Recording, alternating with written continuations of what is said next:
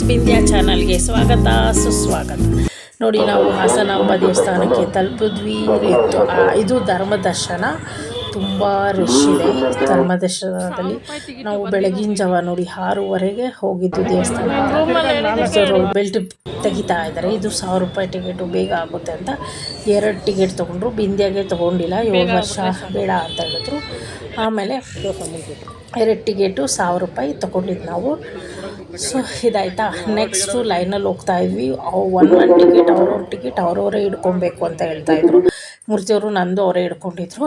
ಅದಕ್ಕೆ ಅವ್ರ ಕೈಲಿ ಅವ್ರದ್ದು ಕೊಡಿ ಅಂತೇಳಿ ನೋಡಿ, ಲೈನು ಫುಲ್ಲು 1000 ರೂಪಾಯಿದು ಖಾಲಿ ಇತ್ತು.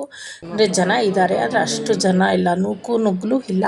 ದೇವಸ್ಥಾನದ ಒಳಗಡೆ ಅಂತೂ ತುಂಬ ಚೆನ್ನಾಗಿ ಹೂವಿನಿಂದ ಅಲಂಕಾರ ಮಾಡಿದ್ದಾರೆ.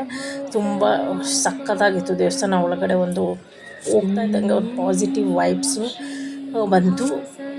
ಸೊ ನೋಡಿ ಎಷ್ಟು ಚೆನ್ನಾಗಿದೆ. ಅದಕ್ಕೆ ಬೆಳಗ್ಗೆನೇ ನಾವು 6:30ಗೆ ಎಷ್ಟು ಬೇಗ ಆಗುತ್ತೋ ಅಷ್ಟು ಬೇಗ ದರ್ಶನಕ್ಕೆ ಬಂದ್ವಿ.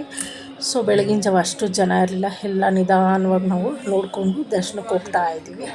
ಸುತ್ತ ಹೂವಿನಿಂದ ಅಲಂಕಾರ ಮಾಡಿದ್ದಾರೆ. ಕಳಶ ಅಂತೂ ತುಂಬ ಸಕ್ಕತ್ತಾಗಿದೆ ನೋಡಿ. ಇದು ನಾನು ಟಿ ವಿಲೂ ನೋಡ್ತಿದ್ದೆ, ಇವಾಗ ಹೋಗಿ ಲೈವ್ ಆಗಿ ನೋಡಿದ್ದೀನಿ. ಯಾವುದು ಚಾನಲ್ ಅವರು ಕೂಡ ಅಲ್ಲಿ ಬಂದಿದ್ದರು. ಸೊ ನೋಡಿ ಎಷ್ಟು ಚೆನ್ನಾಗಿದೆ, ತುಂಬ ಚೆನ್ನಾಗಿತ್ತು. ಮತ್ತು ಡೆಕೋರೇಷನ್ ಎಲ್ಲ ಇನ್ನೂ ಮಾಡ್ತಾಯಿದ್ದಾರೆ. ದೀಪಾವಳಿ ಹಬ್ಬಕ್ಕೆ ಅನಿಸುತ್ತೆ, ಇಲ್ಲ ತಾಯಿ ಹಾಸನಾಂಬ ದರ್ಶನ ಮುಗಿಯೋ ಗಂಟ ಅಲಂಕಾರಗಳು ಮಾಡ್ತಾ ಇರ್ತಾರೆ ಅನಿಸುತ್ತೆ. ಎಷ್ಟು ಚೆನ್ನಾಗಿತ್ತು ದೇವಸ್ಥಾನ. ಹತ್ತತ್ರ ಅಂದರೆ ಗರ್ಭಗುಡಿ ಹತ್ತತ್ರ ಹೋಗ್ತಾ ಇದ್ದಂಗೆ ಫೋನ್ನ ನಾನು ಆಫ್ ಮಾಡಿಬಿಟ್ಟೆ. ಯಾಕಂದರೆ ನಾವು ದೇವ್ರನ್ನ ಕಣ್ಣು ತುಂಬ ನೋಡಬೇಕು, ಮತ್ತು ಅಲ್ಲೂ ಕೂಡ ಮೊಬೈಲ್ ಕಿತ್ಕೊತೀನಿ ಅಂತ ಹೇಳ್ತಾಯಿದ್ರು. ಅದಕ್ಕೋಸ್ಕರ ನಾವು ಮೊಬೈಲ್ನ ಎತ್ತಿಟ್ಬಿಟ್ಟೆ. ಎಷ್ಟಾಗುತ್ತೋ ಎಷ್ಟು ಲೈನಲ್ಲಿ ಮಾತ್ರ ನಾನು ಹಿಡಿತಾ ಇದ್ದಿದ್ದು. ತುಂಬ ಸುತ್ತಲೂ ಒಂದು ಕ್ಲೀನಾಗಿ ಮೇಂಟೈನ್ ಮಾಡಿದ್ದಾರೆ. ದೇವಸ್ಥಾನ ಸುತ್ತ ಶುದ್ಧವಾಗಿದೆ. ಒಳಗಡೆ ಕೂಡ ತುಂಬ ಶುದ್ಧವಾಗಿದೆ. ಮತ್ತು ಕುಡಿಯಲು ನೀರಿನ ವ್ಯವಸ್ಥೆ ಕೂಡ ಮಾಡಿದ್ದಾರೆ. ಮತ್ತು ಮಕ್ಕಳು ಎತ್ಕೊಂಡು ಬಂದಿರೋರಿಗೆ ಕೂತ್ಕೊಳ್ಳೋ ವ್ಯವಸ್ಥೆ, ಮತ್ತು ಹಾಲು ಕುಡಿಸೋ ವ್ಯವಸ್ಥೆ ಎಲ್ಲ ಮಾಡಿದ್ದಾರೆ. ಮೇಂಟೆನೆನ್ಸ್ ಅಂತೂ ತುಂಬ ಚೆನ್ನಾಗಿ ಮಾಡಿದ್ದಾರೆ. ತುಂಬ ಇಷ್ಟ ಆಯಿತು. ತುಂಬ ಅಲ್ಲಿ ಪೊಲೀಸವರು ಮತ್ತು ಇವರು ಯಾರು ನೋಡ್ಕೊಳ್ಳೋರು ಎಲ್ಲ ತುಂಬ ಚೆನ್ನಾಗಿ ಮೇಂಟೈನ್ ಮಾಡ್ತಿದ್ರು, ಕಳಿಸ್ತಾಯಿದ್ರು. ಜನಗಳಿಗೆ ಯಾವುದೇ ರೀತಿ ತೊಂದರೆ ಆಗಬಾರ್ದು ಅಂತ ತುಂಬ ಜನ ನೋಡ್ಕೊಳ್ಳೋರು, ಮೇಂಟೈನ್ ಮಾಡೋರು ತುಂಬ ಇದ್ದಾರೆ. ದೇವಸ್ಥಾನ ಇನ್ನೇನು ಹತ್ರ ನೋಡಿ ಗರ್ಭಗುಡಿ ಒಳಗಡೆ ಹೋಗ್ತಾ ಇದ್ದಂಗೆ ಇವಾಗ ನಾನು ಮೊಬೈಲ್ನ ವೀಡಿಯೋ ಆಫ್ ಮಾಡಿ ಮೊಬೈಲ್ ಇಟ್ಕೊಂಡ್ಬಿಟ್ಟೆ ಒಳಗಡೆ. ಆಮೇಲೆ ಕಣ್ ತುಂಬ ದೇವ್ರನ್ನ ನೋಡಿ ದರ್ಶನ ಮಾಡ್ಕೊಂಡು ಬಂದು ಹೊರಗಡೆ ಇದು ದೇವಸ್ಥಾನ ಹಿಂಭಾಗ ಮತ್ತು ಸುತ್ತ ಇರೋ ದರ್ಶನ ನೋಡ್ತಾ ಇರೋದು ನೋಡಿ. ಅಲ್ಲಿ ಇದು ಗಣೇಶದ್ದು ನಾನು ನೋಡಿದ್ದಲ್ಲಿ. ಇದು ಅಲಂಕಾರ ಮಾಡ್ತಾಯಿದ್ರು, ಎಲ್ಲ ಹೂವಿನಿಂದಲೇ ಚೆನ್ನಾಗಿತ್ತು.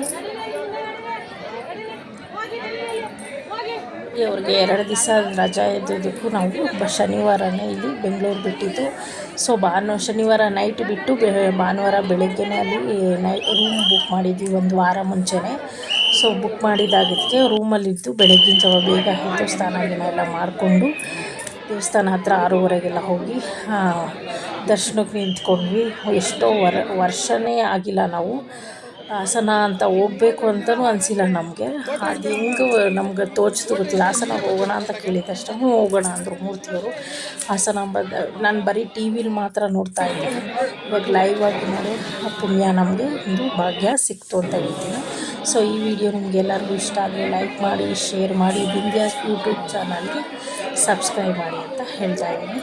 ಹೀಗೆ ಎಲ್ಲರೂ ಬಿಂದ್ಯಾ ಯೂಟ್ಯೂಬ್ ಚಾನಲ್ನ ಫಾಲೋ ಮಾಡ್ತಾಯಿರಿ ಅಂತ ನಾನು ಹೇಳೋಕ್ಕೆ. ನೋಡಿ ಇಲ್ಲಿ ಎಷ್ಟು ಚೆನ್ನಾಗಿ ಒಂದು ಹೂವಿನಿಂದ ಮಾಡಿರೋದು, ತುಂಬ ಅಲಂಕಾರಗಳು ತುಂಬ ಚೆನ್ನಾಗಿದೆ.